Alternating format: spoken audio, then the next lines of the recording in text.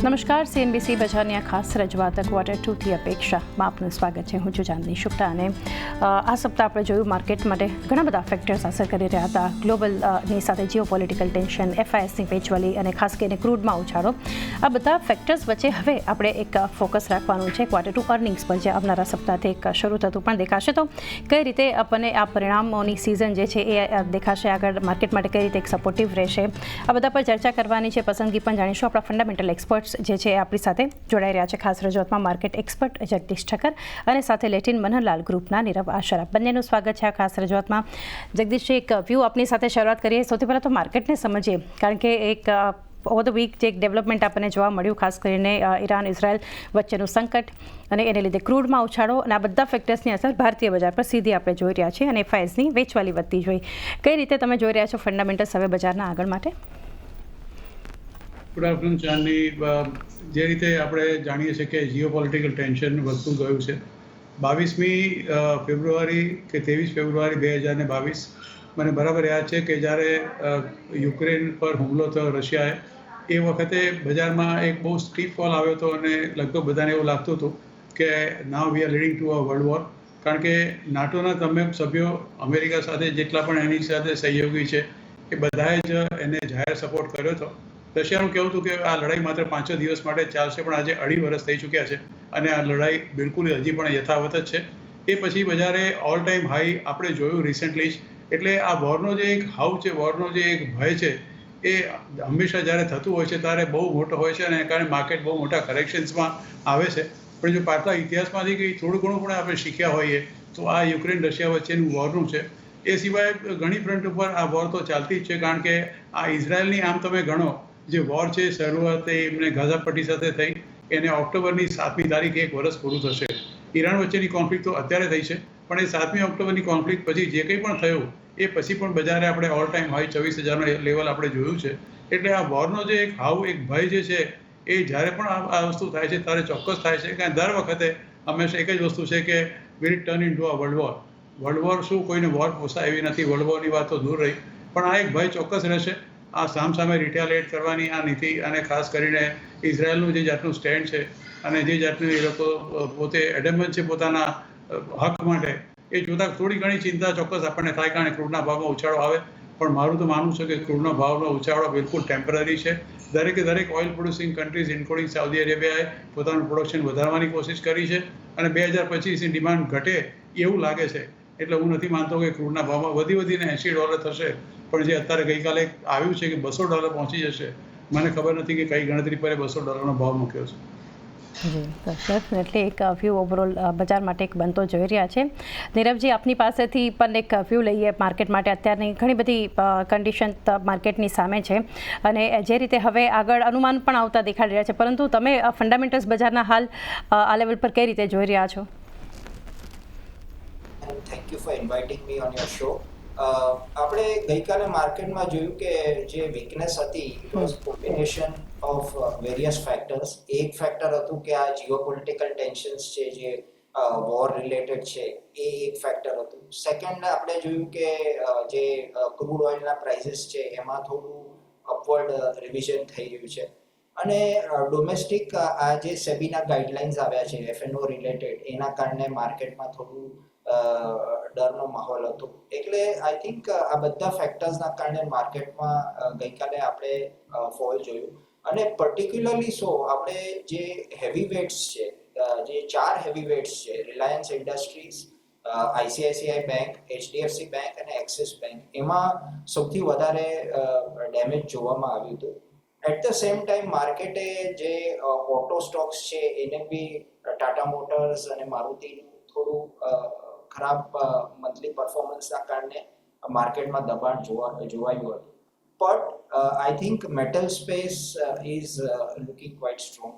આપણે જે ચાઇનાનું stimulus factor છે એના કારણે ગઈકાલે આપણે જોયું કે ટાટા સ્ટીલ છે કે JSW સ્ટીલ છે, જિંદલ સ્ટીલ એન્ડ પાવર છે, એમાં સ્ટ્રોંગ મોમેન્ટમ હતી. ઇનફેક્ટ એ જ સેક્ટર હતું જેમાં પોઝિટિવ મોમેન્ટમ હતી ગઈકાલે. અને એક બહુ પોઝિટિવ ફેક્ટર હતું જેનું આજે આપણે રિફ્લેક્શન દેખાઈ રહ્યું છે, એ આઈટી સેક્ટર. આઈટી સેક્ટરમાં જે ફ્રન્ટલાઇન સ્ટોક્સ હતા લાઈક ઇન્ફોસિસ, TCS, એમાં જસ્ટ 0.5% ફોલ હતું. આજે we are seeing recovery in Infosys, HCL technologies, Tech Mahindra, એમાં રિકવરી દેખાઈ રહી છે. અને જે મેં 4 સ્ટોક્સ ડિસ્કસ કર્યા જે હેવી વેટ્સ હતા એમાં ખાલી એક્સિસ બેંકે એક મિનિંગફુલ રિકવરી આપી છે કે આજે ઇટ ઇઝ અપ અરાઉન્ડ 2%.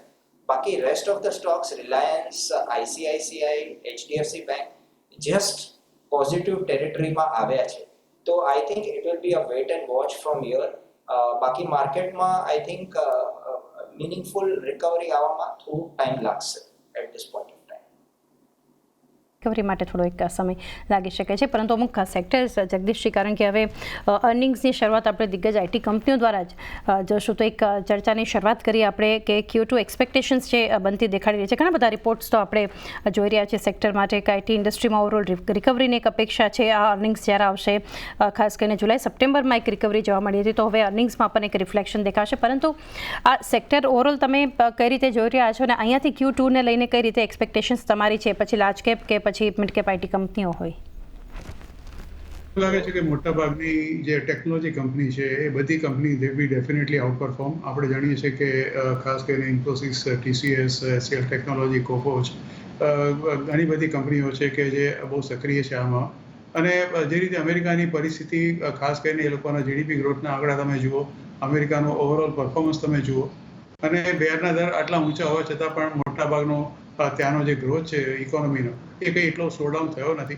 એટલે મારું માનવું છે કે જે ફર્સ્ટ ક્વાર્ટરની અંદર, normally first quarter of every year of the new year is not very good for the technology company, but second quarter is always definitely much better. મારું માનવું છે કે સેકન્ડ ક્વાર્ટરમાં જે સૌથી સારા પરિણામનો કદાચ કોઈ આપણને ફળ મળે તો ટેકનોલોજીમાં પડશે. અને મારી પોતાની પસંદગી અત્યારે ડેફિનેટલી ટાટા કન્સલ્ટન્સી પર છે. 19 ઓક્ટોબરની આસપાસ કદાચ એના રિઝલ્ટ આવશે. એટલે જો કદાચ તમારે ખરીદી કરવી હોય તો ટાટા કન્સલ્ટન્સીમાં કરી શકો. 2 કારણ છે. એક તો બહુ સારું ડિવિડન્ડ આપે છે. ગયા વર્ષે લગભગ મને લાગે 46-47 રૂપિયા સુધીનું ડિવિડન્ડ આપ્યું હતું. બાયબેક પણ આ કંપની ચોક્કસ કરતી રહે છે. અને સાથે સાથે આપણને બધાને ખબર છે કે લગભગ જે પોતે પ્રોફિટ કમાય છે આ કંપની, એનો 70-80% એ હિસ્સો એ ડિસ્ટ્રીબ્યુટ કરી નાખે છે શેરહોલ્ડરની અંદર. પોતાની પાસે બહુ 15-20% જેટલો હિસ્સો રાખે છે. ઓલ ટાઈમ હાઈ 4592ની આસપાસ આ શેરનો ભાવ છે. એને છેલ્લે બોનસ આપ્યું હતું 2018માં. મને એવું લાગે છે કે this company is also due for bonus also. એટલે let us keep and wait and watch. પણ my first choice for this second quarter result would be TCS. અત્યારે છે 4265નો ભાવ. એનો ઓલ ટાઈમ હાઈ ગયો છે 4592 રૂપિયા. અને મને એવું લાગે છે કે આ ભાવ કદાચ 3 થી 6 મહિનામાં આવી જાય તો પણ નવાઈ નહીં. ડેફિનેટલી ઓવરઓલ જ્યારે IT પર ચર્ચા કરી છે આપણે, તો આજના દિવસ માટેનું એક રેકમેન્ડેશન જગદીશજી તરફથી મળતું દેખાઈ રહ્યું છે. TCSના કાઉન્ટર માટે જ આપણને બનતું જોઈ રહ્યા છે. અને એમનું માનવું છે કે અગર Q2 અર્નિંગ્સની વાત કરીએ છીએ તો સૌથી સારું પરફોર્મન્સ જે છે આપણને અહીંથી ખાસ કરીને ટેકનોલોજી કંપનીઓ દ્વારા જ મળતું દેખાઈ શકે છે. નીરવજી, આપની પાસેથી જાણીએ તમારું ફર્સ્ટ રેકમેન્ડેશન પણ જાણીએ અને કઈ થીમ તમે, કયું સેક્ટર તમને લાગી રહ્યું છે Q2થી એક એક્સપેક્ટેશન્સ તમારી બનતી દેખાડી રહી છે પરિણામોને લઈને? તો અમે જે સ્ટડી કર્યું છે રિલાયન્સ ઇન્ડસ્ટ્રીઝ પર કર્યું છે. અને બેઝિકલી રિલાયન્સ ઇન્ડસ્ટ્રીઝમાં ડિફરન્ટ ડિવિઝન્સ છે અને 2 કન્ઝ્યુમર ફેસિંગ બિઝનેસીસ છે. દેટ ઇઝ રિલાયન્સ રિટેલ અને ટેલિકોમ. અને કંપનીએ વેરી ક્લિયરલી કીધું છે કે દે વોન્ટ ટુ જે રેવન્યુઝ છે અને EBITDA છે એ ડબલ એક્સપેક્ટ કરી રહ્યા છે in the next 3 to 4 years. એટલે નેક્સ્ટ 3 થી 4 વર્ષમાં એટલીસ્ટ એ લોકો એક્સપેક્ટ કરી રહ્યા છે કે 20% per annum compounded annual growth rate આવશે આ 2 બિઝનેસીસમાં. અપાર્ટ ફ્રોમ ધીસ જે ન્યૂ બિઝનેસીસ છે, ન્યૂ એનર્જી બિઝનેસ છે, એમાં Reliance 75,000 crore, that is 75,000 crore invest કરવાનું છે staggered over a period of next 4 to 5 years. એટલે ન્યૂ એનર્જી બિઝનેસ જે છે એ ગ્રોથ એન્જિન બનશે રિલાયન્સ માટે. બટ એક જ પેઇન પોઈન્ટ છે at this point of time for Reliance industries, એ છે O2C business, oil two chemicals.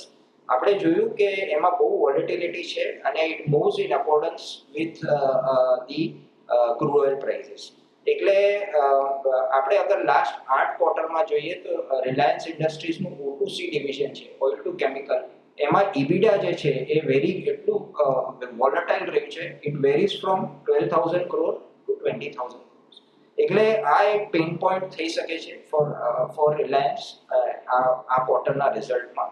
એટલે અમારી ધારણા પ્રમાણે જે ટેલિકોમ બિઝનેસ છે, ઓઇલ એક્સપ્લોરેશન બિઝનેસ છે, જે અપસ્ટ્રીમ બિઝનેસ છે, રિટેલ બિઝનેસ છે, એ ડ્રાઈવ કરશે બિઝનેસને. પણ O2C બિઝનેસ છે એ થોડું દબાણ લાવશે અને ન્યૂ બિઝનેસીસના કારણે ડેપ્રિસિએશનનું બર્ડન બી વધશે. એના કારણે અમારી ધારણા છે કે આ time year on year basis પર અપ્રોક્સિમેટલી 5% ડીગ્રોથ આવી શકે છે અર્નિંગ્સમાં. અને આઈ થિંક એના કારણે જ જે આપણે પ્રાઇસમાં ફોલ જોયું છે ડ્યુરિંગ ધ લાસ્ટ 5 સેશન્સ 8%નું ફોલ આવ્યું છે રિલાયન્સમાં. એ I think it is in anticipation કે આ Q2 નો રિઝલ્ટ સ્લાઇટલી ડિફિકલ્ટ હશે. ડેપ્રિસિએશનનું બર્ડન હાઈ હશે, ઘસારો જે આપણે કહીએ that will be on the higher side. અને ઓવરઓલ આઈ થિંક થોડું અર્નિંગ્સ પર પ્રેશર આવશે. 5% pressure V are expecting. Okay, તો અહીંયાથી નીરવજી તરફથી પેલું કાઉન્ટર જે છે એક રિલાયન્સ ઇન્ડસ્ટ્રીઝ આપણને બનતું દેખાડી રહ્યું છે Q2થી અપેક્ષાની જ્યારે વાત છે ત્યારે. જગદીશજી, તો હવે અહીંયાથી અર્નિંગ્સને લઈને બીજું કયું સેક્ટરને એની કઈ કંપની તમને લાગી રહ્યું છે કે એક એક્સપેક્ટેશન પરિણામને લઈને રાખી રહ્યા છો? બીજી પસંદગી જાણીએ આપની. મારું જે ચોઈસ છે ગોદરેજ પ્રોપર્ટીઝ છે. ચાંદની તમે જુઓ તો 3400 રૂપિયાના ભાવથી ખાસું કરેક્શન આ શેરમાં આવી ગયું છે. આજે પણ લગભગ 3.5-4% જેટલો આ ભાવ શેર નીચે છે. 2956ની આસપાસ એનો ભાવ ચાલે છે. ગોદરેજ પ્રોપર્ટીઝના તમે રિસેન્ટ એક્વિઝિશન લેન્ડ પાર્સલના તમે જોશો તો એક તરફ કર્ણાટકામાં અને બીજી તરફ ગુડગાંવની અંદર પણ આ કંપનીએ લેન્ડ ખાસું લેન્ડ પાર્સલ્સ એક્વાયર કર્યા છે અને હવે અક્રોસ ધ કન્ટ્રી એ પોતાનું ડેવલપમેન્ટ કરે છે. અત્યારે એમને ગોદરેજ પ્રોપર્ટીઝનું જે રિસન્ટ થયું હતું એમાં 6000 કરોડનો એ લોકોનો પોતાનો ફંડ રેઝિંગનો પ્રોગ્રામ છે. એ વેરિયસ રૂટ્સથી એમાં રાઇટ ઇસ્યુ છે, FPO છે, QIP છે વગેરે વગેરે એમાં એ લોકો અત્યારે કરવાના છે. એટલે ફંડની પણ એ લોકોને હવે આવનાર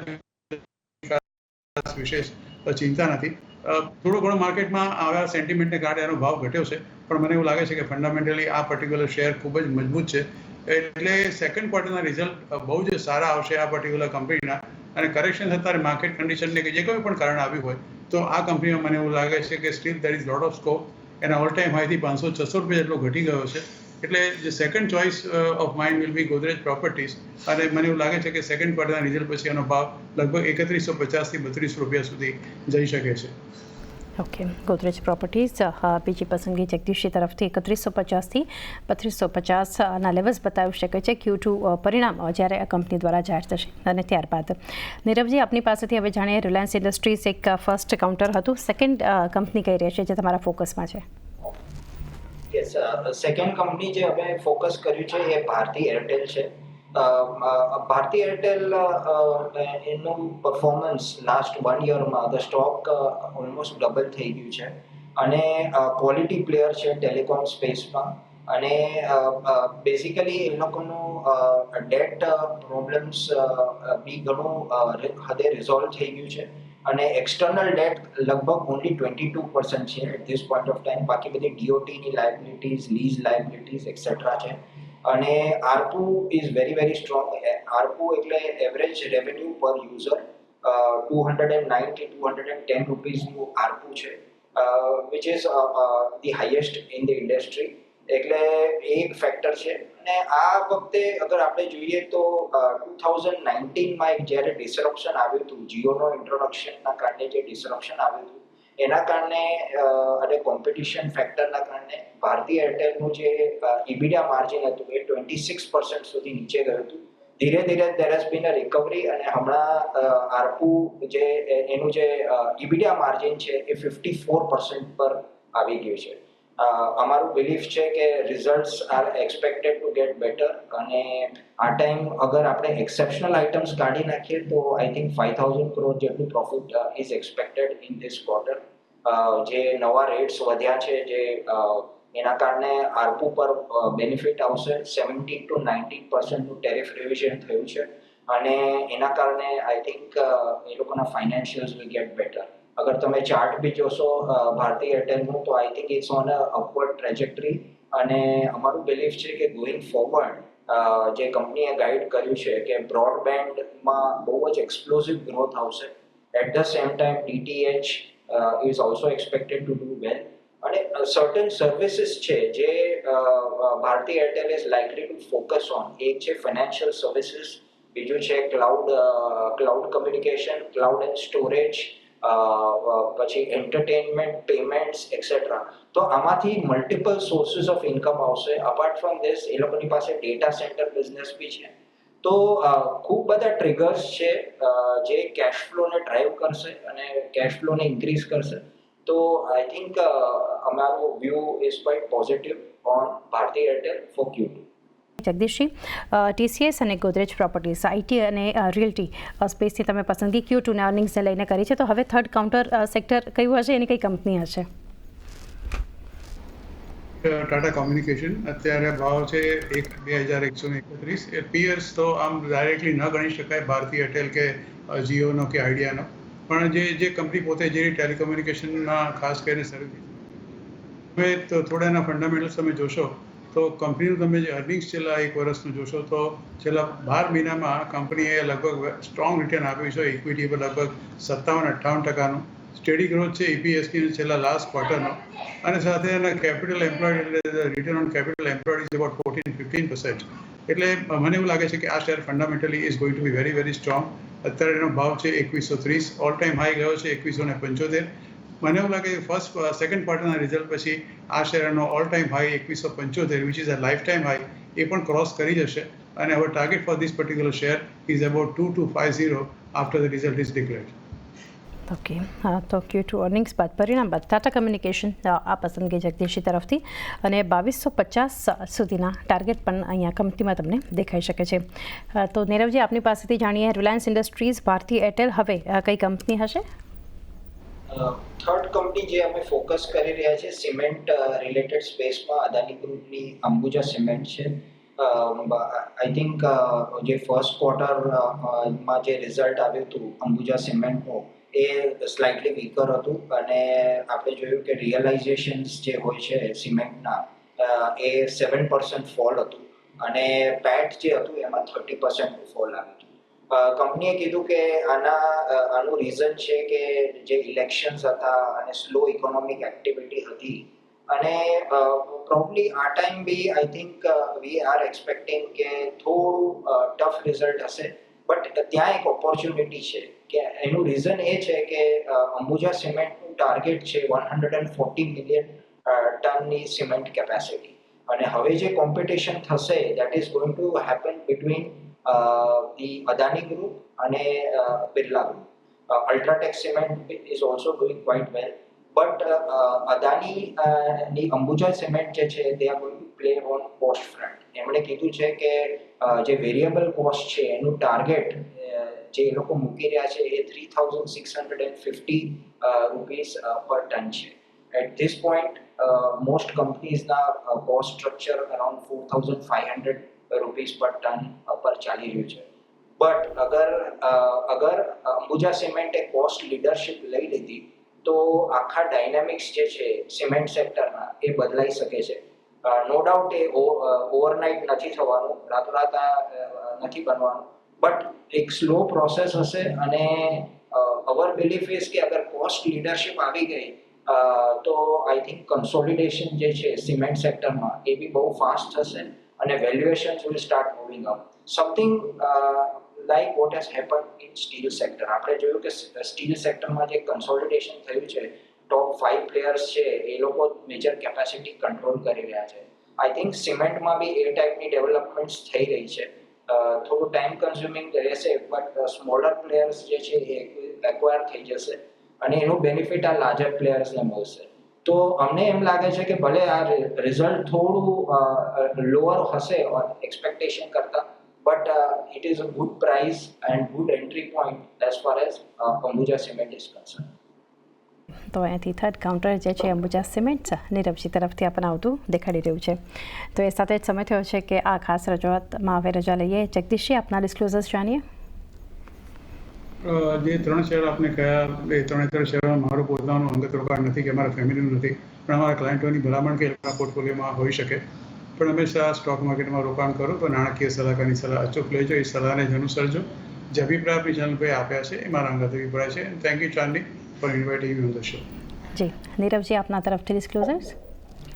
જે આપણે સ્ટોક્સ ડિસ્ક્લોઝ અહીંયા ડિસ્કસ કર્યા છે ક્લાયન્ટ્સની પોઝિશન હોઈ શકે છે એમાં we could have recommended this stocks so we advise all the viewers to take advice of proper financial advisor before entering into any transactions. Thank you very much. જગદીશજી, નીરવજી, આપ બંનેનો પણ આભાર અમારી સાથે જોડાઈને આ ખાસ રજૂઆતમાં આપના વ્યૂઝ અને પસંદગી શેર કરી. તો રજા લેતા પહેલાં એકવાર રિકેપ પર નજર કરીએ. જગદીશજી તરફથી Q2 અર્નિંગ્સને લઈને જે એક્સપેક્ટેશન્સ છે, સૌથી પહેલાં કંપની TCS 4,500 લક્ષ્યાંક, ગોદરેજ પ્રોપર્ટીઝ માટે 3,150 અને 3,250 બે લક્ષ્યાંકને ધ્યાનમાં રાખવાના છે. અને છેલ્લે ટાટા કમ્યુનિકેશન્સ અહીંયા 2,250ના ટાર્ગેટ પરિણામ બાદ તમને દેખાઈ શકે છે. નીરવજી તરફથી જે સ્ટોક્સ છે, રિલાયન્સ ઇન્ડસ્ટ્રીઝ, ત્યારબાદ ભારતીય એરટેલમાં એમનો એક વ્યૂ બુલિશ છે અને અંબુજા સિમેન્ટ માટે પણ એક વ્યૂ એમનો બનતો દેખાઈ રહ્યો છે. તો ખાસ આ કંપનીઓ Q2 અર્નિંગ્સમાં આ ખાસ એક અપેક્ષા આપણને રાખતા જોઈ શકીએ છીએ. તો એ સાથે જ સમય થયો છે આ ખાસ રજૂઆતમાં. બસ આટલું જ. મને પણ આપશો રજા. વધારે અપડેટ્સ માટે જોતા રહો CNBC બજાર.